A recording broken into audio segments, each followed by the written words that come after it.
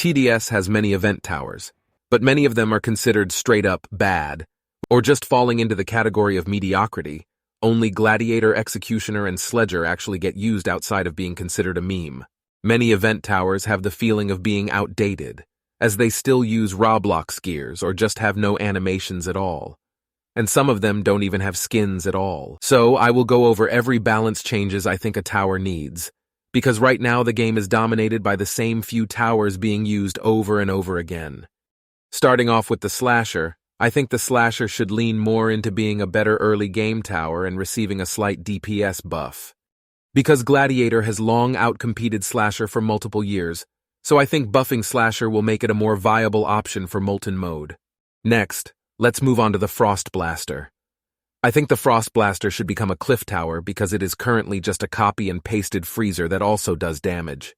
I think Frost Blaster should also receive a slight damage buff, faster fire rate, longer freeze times, and a way bigger range which will make it a lot more unique from Freezer and Sledger. Next we move to the Commando. I think the Commando's rockets should get a massive buff as it's the main gimmick of the Commando. And the price of the Commando should be slightly decreased to make it more cost-effective. Then we have the Archer. I think all Archer needs is a Pierce buff and a slight fire rate buff. Here is the comparison of the old and new stats.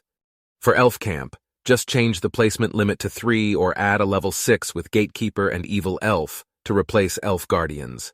And for Executioner, give it Hidden Detection at level 3 instead of level 4. And Toxic Gunner should just get back its 50% perma-slow. Like other melee towers such as Gladiator and Warden, Sledger should gain the stun block mechanic. For Swarmer, it should receive a small B damage buff at earlier levels. I think Gladiator is perfectly fine as it is because Gladiator is only good for speedrunning, but it isn't op stat-wise. Overall, I think all the event towers besides Gladiator should receive little buffs. It's sad how many of these genuinely fun tower concepts are unused because they are locked away from old events from years ago. In my opinion, event towers should be at least obtainable in some sort of crate or unlockable special game mode, because it is ridiculous to lock 20% of the total towers behind a Robux paywall.